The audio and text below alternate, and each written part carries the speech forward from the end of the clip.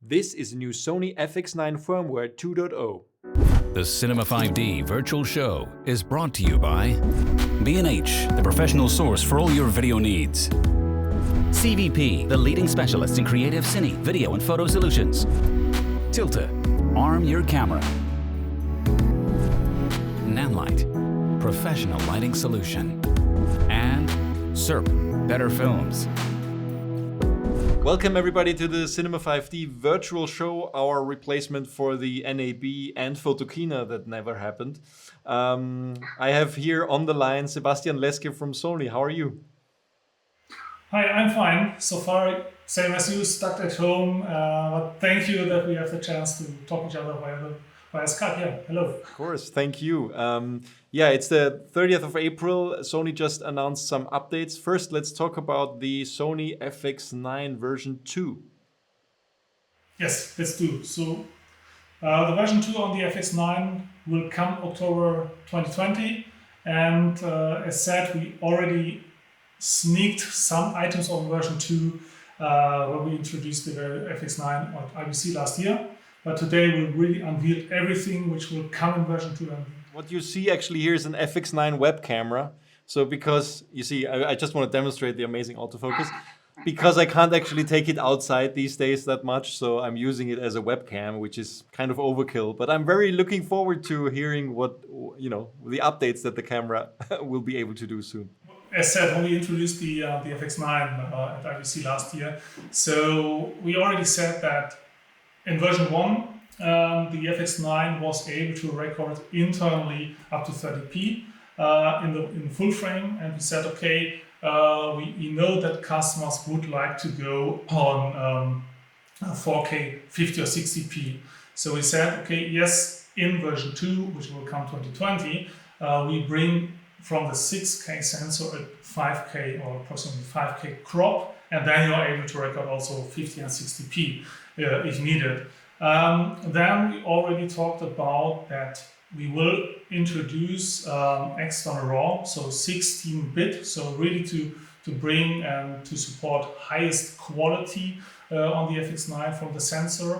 And during that time we said, okay, the adapter, so the extension adapter for the FX9, which was also introduced at IBC, will get an update, and then you're able to shoot RAW on an external third-party device. And as we know, our friends from Atomos, they already said that yes, they're working on that to make this available with the version 2 release. So this will also come, and then you have also the possibility to even shoot higher frame rates on the FX9 in version 2, so you can go in the full HD resolution up to 100 frames internal on the XAVC codec if needed. But we also got the request from customers that they would like to wish not only 4K, so UHD, so the, let's say, 16:9 TV standard, but they also would like to go DCI, so proper 4096 resolution, and this is now also then possible with the FX9. So let's just a second for the high frame rates. What are the high frame rates you can do now at what resolution? On the internal one, so you can go up to 60 frames per second in DCI 4K or in quad full HD, or you can go up to 180 frames in full HD if you use the Super 35 mode. What was announced in the beginning was that there's going to be a 5K crop mode. I think it was even called 5K full frame. So this is the 50 and 60p is only possible in this 5K crop mode? Or is it the full sensor width? 50 and 6 or everything above 30 frames per second, you need the 5K crop mode, yes. So this is the reason why we introduced the 5K crop mode, or will introduce the 5K crop mode on the version 2, because then we are able, first of all, to go DCI resolution and also to go higher than 30 frames per second. Yes. Do you know the crop factor of the 5K crop mode? It must be 1.2 or 1.3, I think. Yeah, it's around about 122% larger than the Super 35. Yeah. Sorry for the interruption. No, this is no problem at all. So this is the reason why we are here, and I know that because the FX9 has a lot of flexibility. So yeah, it's not only a Super 35 sensor which you can run in different resolutions. It's a full frame sensor which you can run in different resolutions, but also in different angle of use. So it's this is the reason why we're here to explain what possibilities you have in which setting of the menu. So, and then what's also coming up is that based on the request or questions from customers is that they ask, okay, you have the acinetone or the look from the Venice in the FX9, but also they said sometimes we would like to use our own lookup table. So similar to the Venice, we have created our own look, we export this in the 3D lookup table, and we want to use this also in the FX9. And so this is also a big news on the FX9. We will support 3D lookup table from version 2. So you can go into your grading system, into your tools, create your look you want to shoot with, export this into a 3D lookup table, and then import this via the card, SD card into the FX9. So also a big news based on the customer feedback we received during the last couple of months. In addition, it's also that we see the camera will be used, of course, for SDR, but also for HDR across different applications. So as you know, the FS7 is the most successful camera for Sony since years. And it's used at broadcast stations, at small production companies, freelancers, documentaries, TV magazines, everywhere. And of course, the request or the need for SDR and HDR is increasing. And for the FX9, we will also bring then the possibility that you can directly shoot in HLG. So you have the possibility to set up your camera directly to shoot in HLG. So to be ready for HDR production out of the box, I would say. What you have mentioned beforehand was the autofocus. So you said you're using the FX9 for this interview as the webcam, and you've shown the amazing autofocus with your hand. And there's also a big update for the FX9 version 2. Yeah. Yes, this one. So it's sad that that's the only way I can use it here, but that's how it is.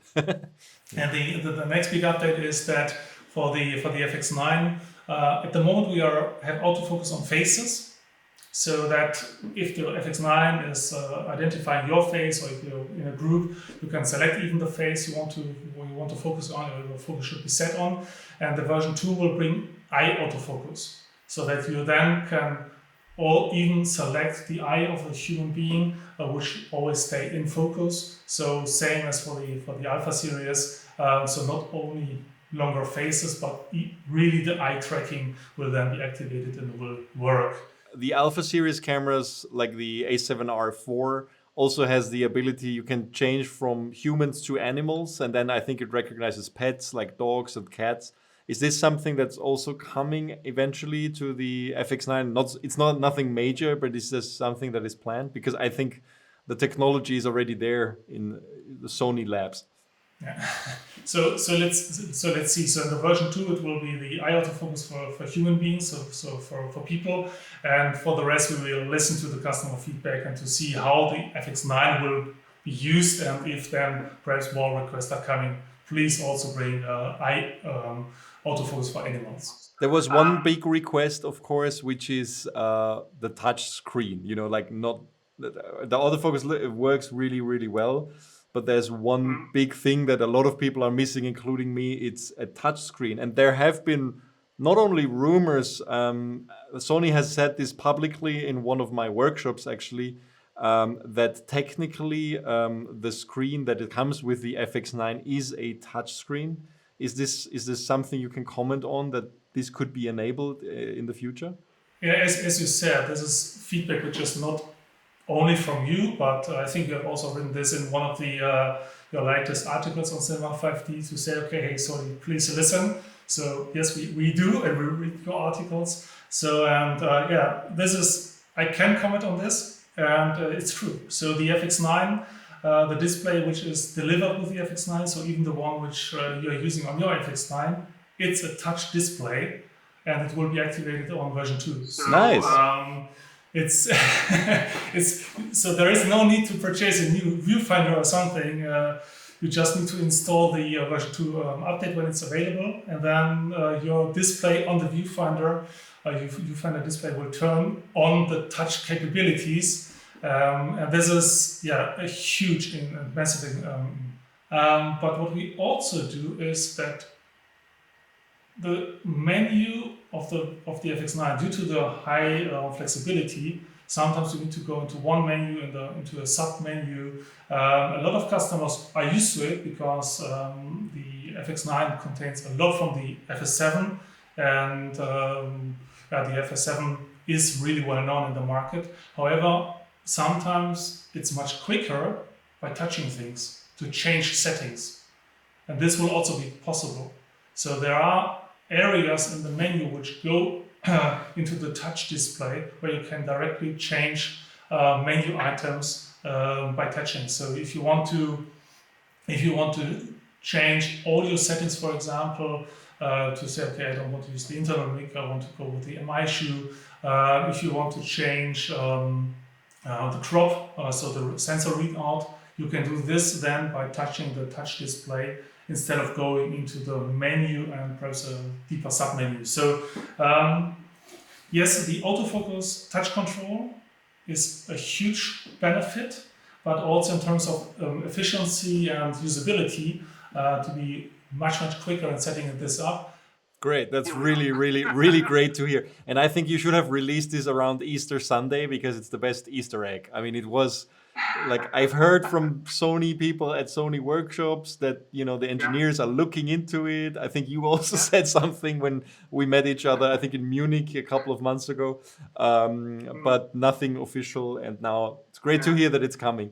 It's perhaps, compared to the touch display and the autofocus feature, perhaps it's a little bit of minor improvements, but it's important as well, so also for customers, because you have then 6G SDI out, so you just need one cable if you want to go 4K on a 4K monitor, for example.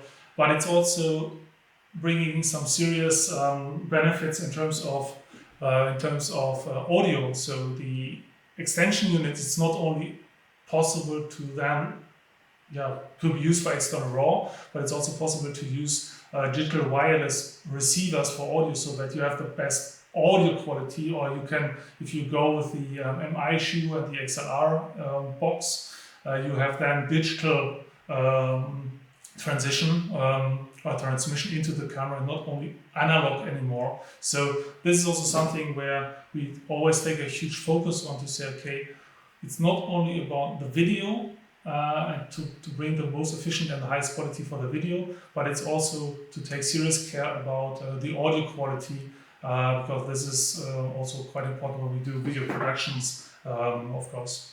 One question about the extension box. I mean, this has been something that we've gotten a lot of questions about.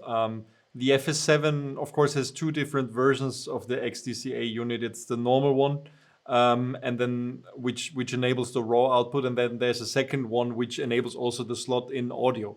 Now for the FX9, there's only one which has the the slot-in audio that you just mentioned that is now enabled, which of course, I mean, is not something that is needed by everybody, which also makes the extension unit a little bit more expensive. Are there any plans to release a smaller version of the extension unit without that slot-in, which is more affordable? At the moment not. However, same as for the other questions, we are listening carefully. So always being in touch with the customers who are using the FX9 or still the FS7 to see, okay, what's needed, and if we see that, of course, the question are coming that people are more using UWP MI shoe connections, and said, okay, we would like to have a smaller version of the XCCA without the wireless receiver, for example. So first of all, to make it perhaps more affordable, but also smaller. So let's wait, and these kind of things. This is something, of course, we always discuss with the engineers and the planning guys. But so far, there is no decision if this goes ahead or yes or no. Yeah. So, but this is the FX9 version 2 upgrade. So, which is free of charge. So, as all of our upgrades for these cameras, and it will be available via a download link from our Sony homepage on October this year. Thanks everybody for watching. Stay tuned to Cinema 5D for more news from the virtual show, and please subscribe to our YouTube channel.